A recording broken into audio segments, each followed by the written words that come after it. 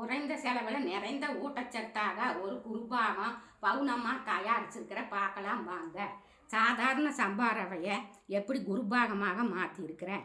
மரச்செக்கு நல்லெண்ணெய், கடுகு, கடலப்பருப்பு, உளுந்தம்பருப்பு, சின்ன வெங்காயம், பச்சை மிளகாய், இஞ்சி தோலோட, கேரட்டு, பீன்ஸு, உருளைக்கிழங்கு, பட்டாணி எல்லாம் சேர்த்து குருபாகமாக தயாரிச்சுக்கோங்க.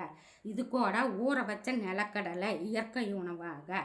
இது சாப்பிட்றதுக்கு முன்னாடி பிரம்ம முகூர்த்த குரு வித்தைகளான ஆரோக்கியமான வாழ்வுக்கான 1200 மூச்சுக்கள் குரு வித்தையும், எல்லா எலும்பு மஞ்சள்களை ஆக்டிவேட் பண்ணுறதுக்கான குரு வித்தையும், அடிவயிறு இருக்க குரு வித்தையும், என்னோட வெரிகோஸ் வெயினை விரட்ட குரு வித்தையும் எல்லாம் செஞ்சுட்டு தான் இப்போ இந்த குருபாகத்தை சாப்பிட போகிறோமுங்க.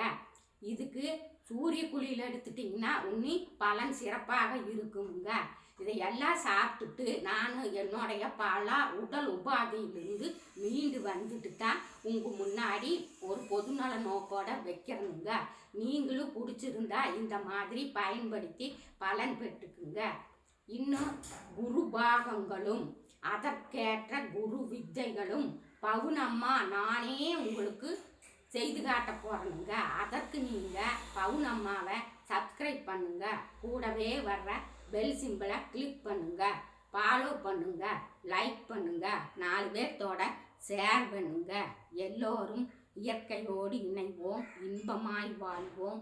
நான் உங்கள் பவுனம்மா, உங்கள் ஜெம்சி குருவுடன். நன்றி, வணக்கம்.